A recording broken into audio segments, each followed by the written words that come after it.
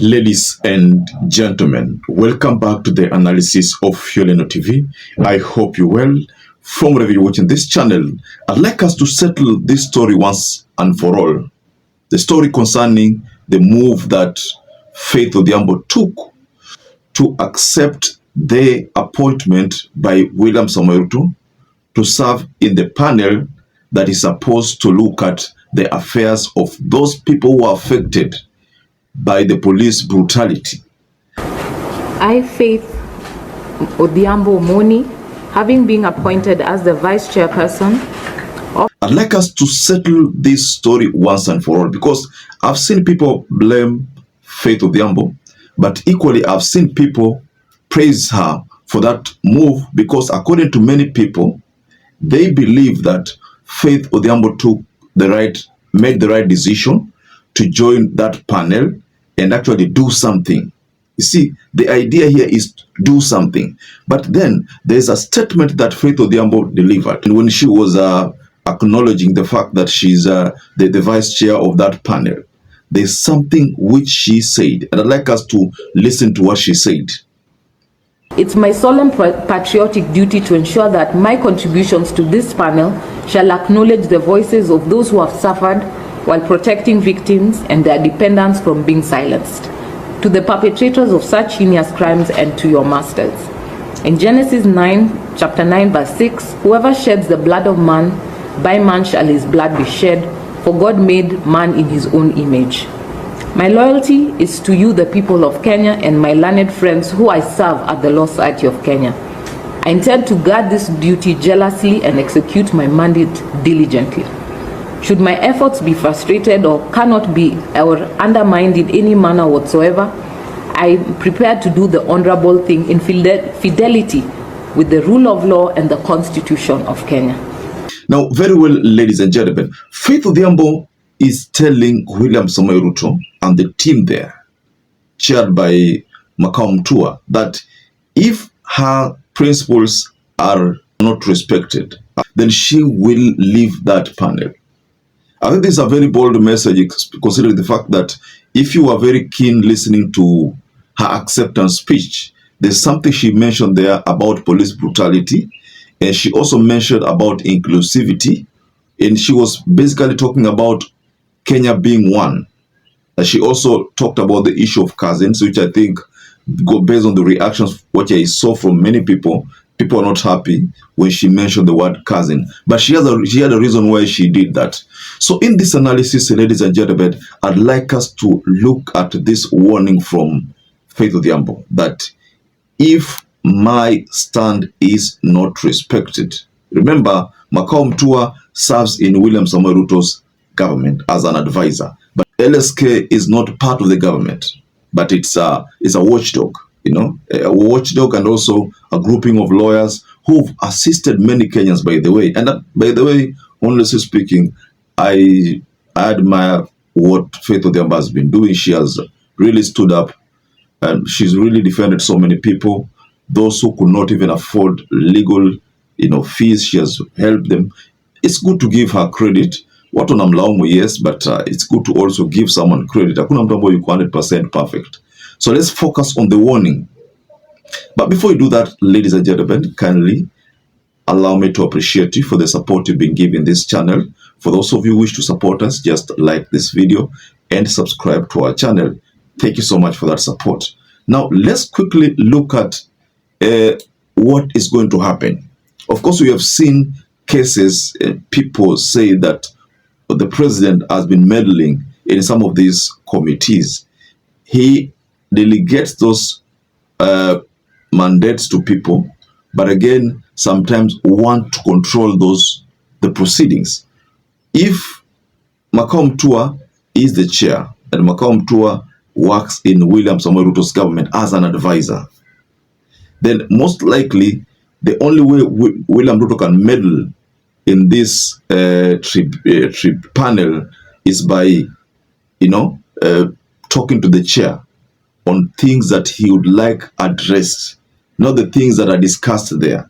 Many a times you'll find that if that is to happen, it means the positions that Faith ODHIAMBO takes will not be coinciding with what Makao Mtua has actually also believed in.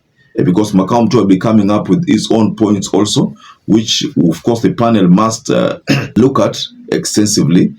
The quest for justice in terms of compensation must go hand in hand with expedited access to justice for victims for police brutality during protests and riots.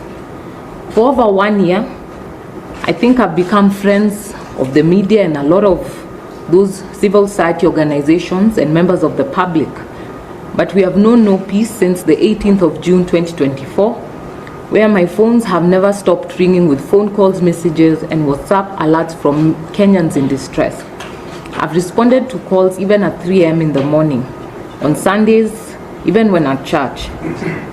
And when they could not reach me, they would reach my colleagues in council and even friends of schoolmates. Many a times the calls came from common Kenyans who continue to grapple with the nationwide apprehension on the state of accountability for human rights violations, the efficacy of the criminal justice system, and responding to state-sanctioned infractions, and the role of government, the public, and civil society in ensuring holistic justice for all victims. My endless encounter with Kenyans who have suffered in the hands of law enforcers remind me of how much more is yet to be done to reform our nation. Every conversation with inconsolable family members of victims who paid the ultimate price has probed whether a country can claim conscience when it harms its own people and leaves victims to fend for dear self in the unyielding hope that a system that has never appeared to put them first will somehow serve their interests. The tale of forgotten victims languishing in untold pain while holding on to the perpetual illusionary hope can no longer be the Kenyan story. I take up this responsibility, and let it be known that I have in no way betrayed your trust. Let it be clear that access to criminal justice remains critical to me. In our quest to promote and protect the rule of law as an essential element in the enjoyment of the fundamental human rights and freedoms. Faith ODHIAMBO will not let you down. The bloodshed of our comrades must not be in vain. And no, I will not take any prisoners. I will instead keep you informed of the developments, and at no point shall I act to negate the gains that we have made together as a country. I have today chosen a bold but unpopular step. Some of my colleagues in the legal profession and also in the public have reached out to me voicing their fears and reservations. I've heard your cries and listened to your concerns. In the same vein, I have heard the cries of victims' families like Mama Angeline Okindo in Bondo, the pain shared by Jonah Kariuki, Mama Gillian Munyao, and many other parents whose sons and daughters have fallen in the hands of Kenya police officers. As we keep arguing on what faith should decline or accept, Joseph Olo Abanja and Lesa Achieng are still raw with emotions, while the judicial system drags its feet on the case against Kenya police officers who killed their baby Pendo during a brutal midnight operation in Nyalenda, Kisumu. On Monday this week, Corporal Frederick Okapesi told the court that he altered entries of firearms issued to police officers deployed during the Gen Z-led protests in Nairobi on 18th June 2024. Unfortunately, the existing legal and institutional framework does not adequately address the legitimate public concerns that arise from such historic crises. Victims are instead subjected to a fully prosecution-led process that is dependent on a conclusive criminal cycle, which has proven too slow, unreliable, and averse to the needs and circumstances of victims. Today, the case of Rex Masai is still pending in an inquiry before we can know even whether it will go into a full hearing. And these are some of the cases that the Law Society has taken and will continue to discharge our duties at the Law Society of Kenya to represent various victims and their families and those who need help. My phone will remain open to each and every one of you. The panel of experts that I joined today bears both the duty and opportunity to spearhead a revolutionary shift in victim reparations. Never again shall Kenyans be killed by trigger-hungry officers for expressing their rights on the streets. The unprecedented structure and scope of mandate of this panel gives room for a victim-led, accountability-centered approach towards realizing holistic justice for victims. Let us serve the nation diligently, fellow panelists. We must discharge our duties as voices of justice, reparation, reforms, and non-recurrence. In this exercise, my service will be solely to the people of Kenya. There is no Kenya that belongs exclusively to politicians or their children. Neither does it belong to broad-based government, nor a country of cousins. We only have one nation that we must protect, the Republic of Kenya. We must rise to the occasion as a people. Do whatever it takes to reinvent Kenya's victim reparations framework into a model that prioritizes the needs, rights, and interests of victims. Such a process does not belong to the members of this panel. It belongs to the victims and the common mwananchi. Our duty is merely to steer it, facilitate it, and formalize it, to ensure that the process is fully transparent and ensures both accountability and reparations. My focus shall be on the following deliverable milestones: to memorialize victims and publication of their identities in honors of their memories and contributions, identification of unreported victims and verification of reported cases, recommendations to facilitate and expedite criminal prosecution of perpetrators and civil litigation by and on behalf of victims, proposals and recommendations on necessary and urgent legislative and policy reforms to regularize victim reparation processes. It's my solemn patriotic duty to ensure that my contributions to this panel shall acknowledge the voices of those who have suffered while protecting victims and their dependents from being silenced, to the perpetrators of such heinous crimes, and to your masters. In Genesis 9, chapter 9, verse 6, whoever sheds the blood of man, by man shall his blood be shed, for God made man in his own image. My loyalty is to you, the people of Kenya, and my learned friends who I serve at the Law Society of Kenya. I intend to guard this duty jealously and execute my mandate diligently.